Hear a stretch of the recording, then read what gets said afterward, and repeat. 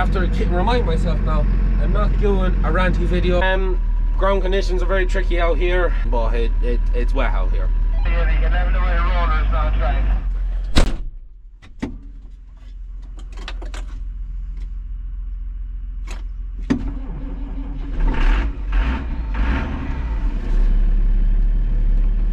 Hello everybody, my name is Farmer Phil, and today I'm going to try and show you how exactly piping system works.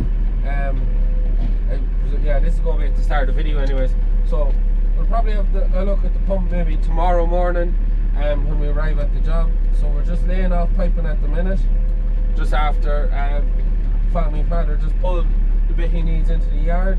So you're just going to have to bear with me for a second, because it takes a nice bit of concentration to roll out, because you want to leave it nice, not very tight, but you don't want any loops in or any twists, and you also don't want to be pulling it from the pump.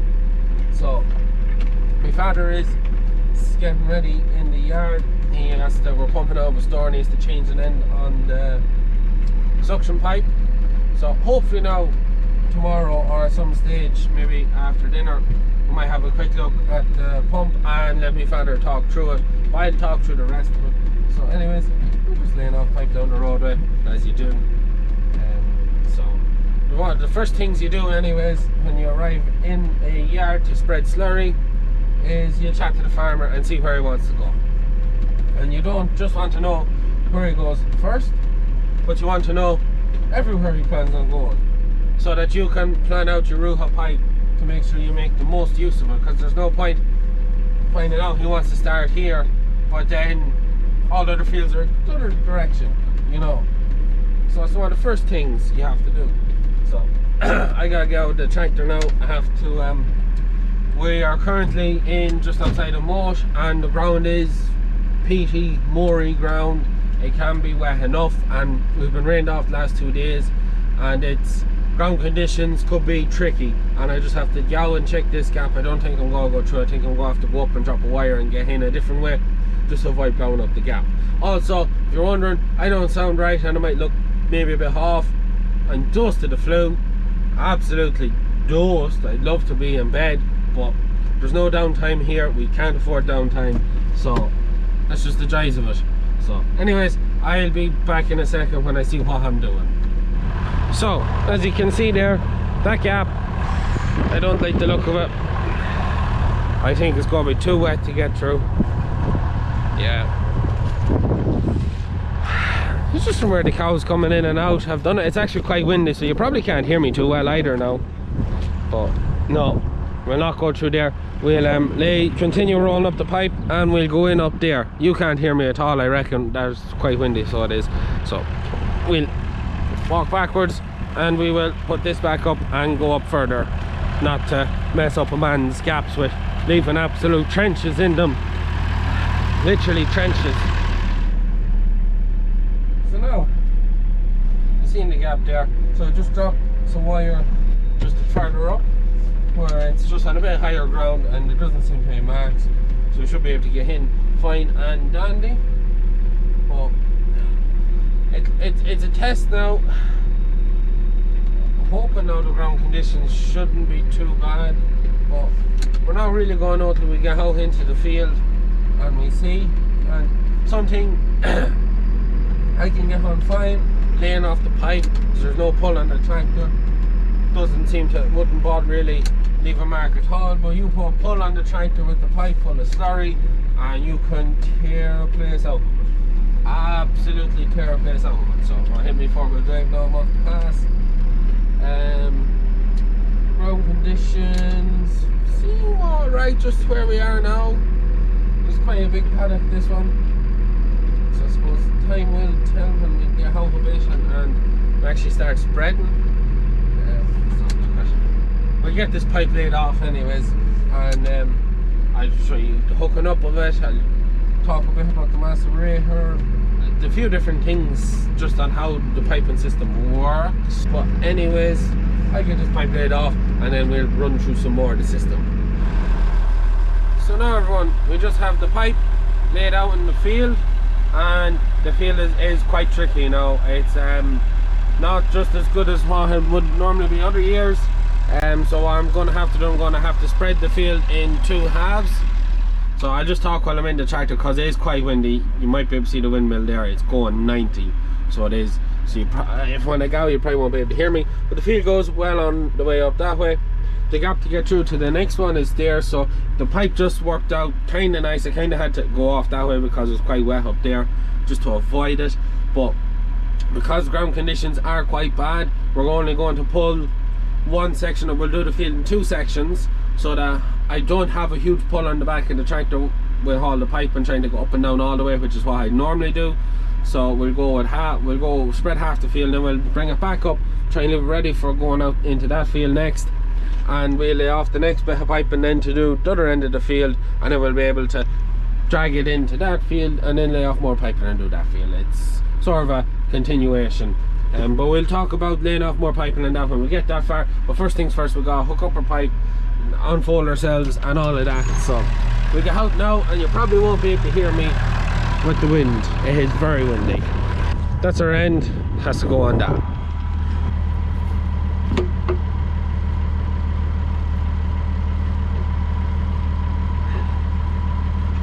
So these fittings, these are, or we call them snap type fittings, but they just 2 little lugs, they slide in and you twist, and they twist around and they catch themselves. Quite a good fit. So they are. What you're after seeing me take off, there, that is for an adapter for the bower fittings. Some of our old pipes in the front still have the bower fittings. We haven't them all changed to snap type. That's to go there. So I have to change, look out them pipes to change, because these pipes, now we have a selector, electronic selector valve. I might stand this side just so block the wind a bit, so that we can plug in our other pipes, and then it's a flick in the switch. The switch is between them for at the minute, because the back reeler can be taken off. We rarely ever take it off. I might actually take it off in this job when we get everything off the back of it. Just leave it easy on the ground, take the weight off it. But anyways, so that's why they're like that. So we can plug them out, and we can plug in our macerator, which is for up there. That's the macerator up there. And as the slurry gets piped in through the pipe, it goes in through the wagtail. That's why I'm after hooking it into back there. The reason for the wagtail is so when you do any turning or you go back, the wagtail comes out to here and it stops you from driving across your pipe. But it goes into the wagtail and then it goes up. Unless you just go straight up, that's big steel pipe there. That's the lollipop for shutting off the. That there's the lollipop for shutting off for the macerator, for the dribbling. And if you shut that, and you can open the one for the splash plate, what goes up there into the top of the macerator up there, and then in, and the macerator chops up the slurry as it comes through, and then out the pipes and down and into nice neat lines. The reason for the macerator is so that if there's any debris in the slurry, that it doesn't block up your pipe holes or your pipes, so that it keeps all the pipes going, tries to keep a nice even flow. But anyways, I may go get that done and we'll get this unfolded. So now we have ourselves ready to go. So first thing we want to do when we get our pipe laid out and that, and we're hooked up, we want to straight forward just to put a bit of a pull behind me on the pipe, because if I don't, when the slurry rushes out to me through the pipe, if there's any little bit of a what would you say, a bit that's not tightly pulled, it can like flip over itself, and then you end up with a knot, and then you have to try and pull it out and whatnot. So yeah, ready to go, let me up. So that's just the boss man there now on the walkie-talkie. But I'll explain why we use walkie-talkies over CBs, so that when I'm dragging piping out into fields where I'm not able to see what piping I have yet to pull, that my father can come out, use the walkie-talkies. So the pump is running. It's because we're pumping out of a store, it's very easy. There's no priming on the pump. You're literally just open the sluice, turn on the PTO, and whoo, you straight out. It gives you an extra bit of a push, because you're like literally, if it was to turn off the pump, it'd siphon out of the store, so it would. Anyways, then to get ourselves ready, so we have a switch here. So this switches between opening the arms and then our valve. So we'll have slurry in no time, but switches it, then you switch it to the red, and then that sends the oil to the out there so we can run the macerator or run a reeler. So we get ready to go put into gear and that, and we want to push this. Then that opens up that lollipop there so that the slurry will shoot up there. If I pull it, it opens the lollipop for the splash plate, and if I push it all the way, it'll so I can hear the air. Now we have slurry there now. So we tell the boss man I have slurry. Yeah, I have slurry there now. I'm spreading away. Lots. His philosophy is he can level away rollers down track. Okay. So then that's us spreading there now. So you can just about see it coming out of the dribblers there now. So I won't drive into this gap, we'll swing around before it because I'll only track it. This is one of the things, this yoke, as much as it will absolutely float on the worst of ground, but when you go to leave a track, well, by God, do you leave a track. Because of the size of the tires, when she goes down, she leaves the yoke, the roller isn't going to take out and take a land leveler. But anyways, back to what we were talking about.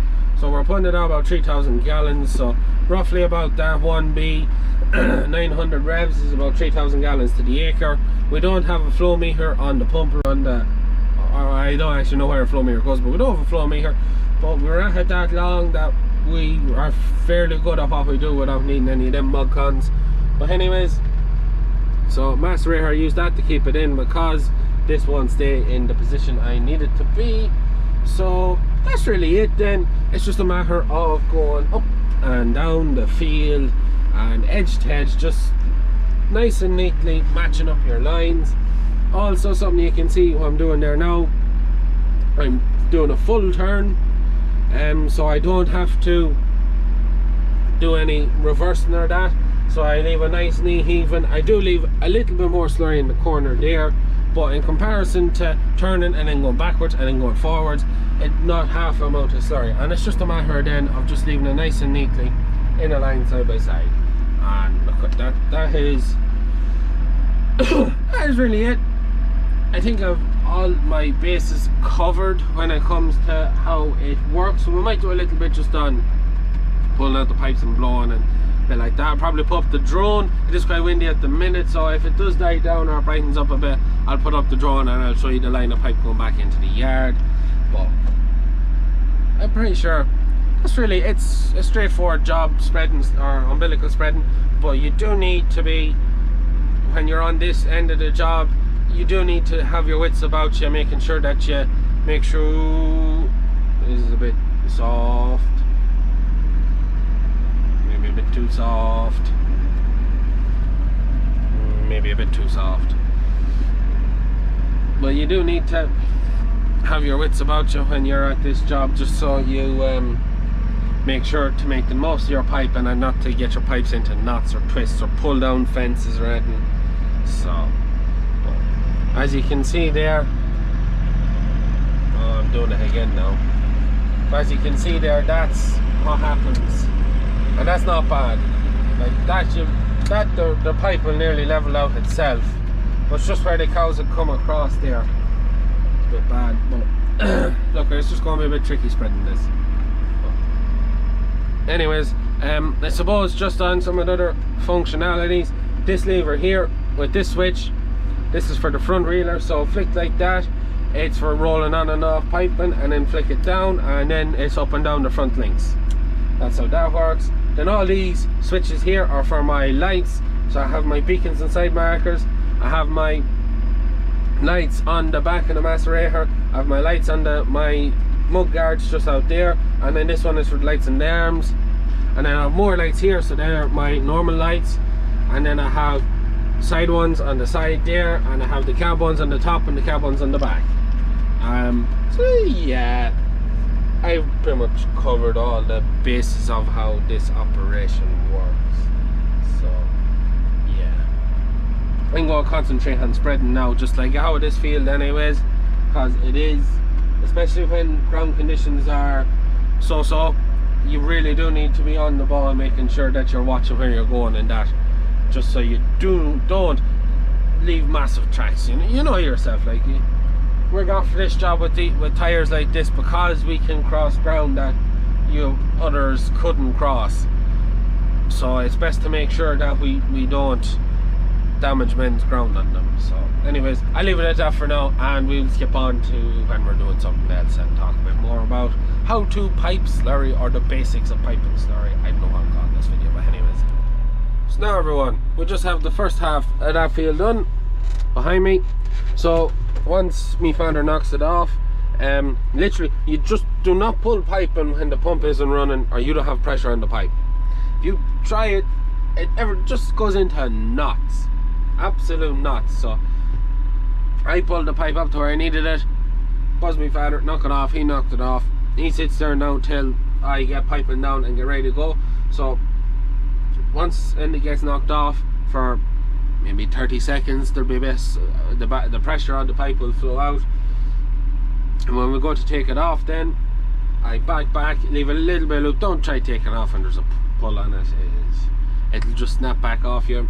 And one of the things with these clips, when you're taking it off and there's slurry in the pipe, will I bring my camera out? No, I might do it later on because it's quite windy at the minute and you just won't be able to hear anything. But you have to twist it and then turn and run, because if there's any pressure at all, it just goes psh. And with the way them pipes are done, you have to stand over with spanners to open them. It's not like the old Bauer clips you could throw a rope on and it could be 100 foot long and you could be well away from the slurry pissing everywhere.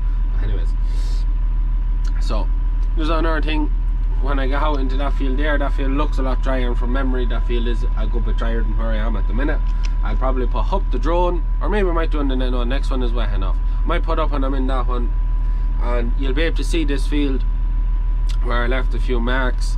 It was literally driving along and there was a mark here, and then it was dry and it was a mark. You'll see when the drone is up, and just on that on marks, I've had quite a few comments on the previous videos with the drone footage, and people saying that I was tracking the ground and marking the ground.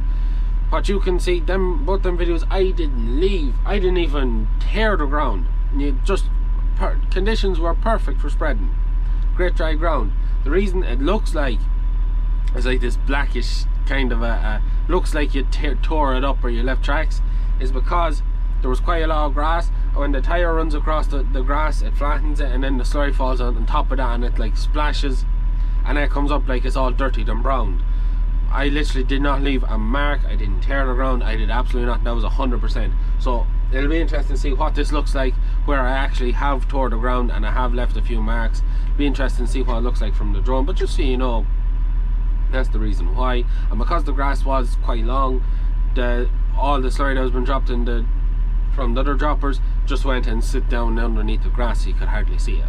So anyways, that's just that. So we'll get this off, we'll get down the next bit of piping, and I'll be dropping that fence there so that when I get the spreading finished, I can go straight out. I don't have to be having to stop again and get out and drop it and then do it all when you're out the one go. Saves time, saves the bit of hassle. And we'll probably pick it up when we're dragging in the pipe that way, say a bit about that. We get spreading, might do a bit of that, and I'll probably finish up the video a bit earlier, not let it drag on all day. Normally I video the whole way throughout the day, but just want to kind of get done and over with, because this does have, oh Christ, if I could shake it now I'd be doing great. But anyways, we'll get to it.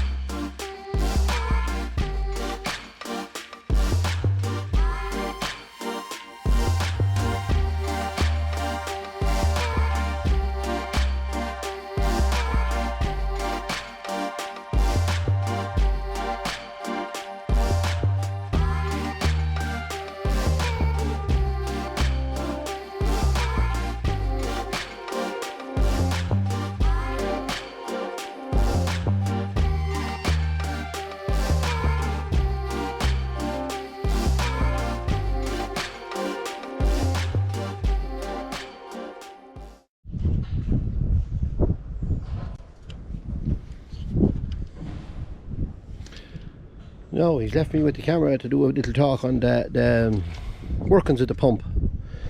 So we're hooked up here to a slurry store. A bit unusual. Normally most lads head out into a reception pit, but we're hooked directly to the store. There's the suction pipe running into the pump. The pump. Now he's shouting at me here. Yeah. Just walk back field there. So where I'm parked, upper section that head back to the road, 100% the lower half might be a bit sticky, but the half or more spread. Yeah, we should go ahead and get that bit done. Just line it up there. That pipe's under pressure there now, so make sure you watch yourself when you're letting it off. Just to get the tractor down, I'll open up the lollipop and let the pressure off. And then drag a bit, get across, drag it out.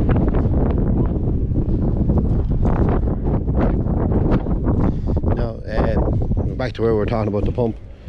Slurry comes into your pump here. Your veins comes out through the outlet. There's a hydraulic cut-off valve. Stops the pressure from coming back into the system. Air lines are hooked up here. Non-return valves keep the slurry from going into the compressor. It's fairly basic. Drives in 1000 RPM. There's the primer and the valve on the top.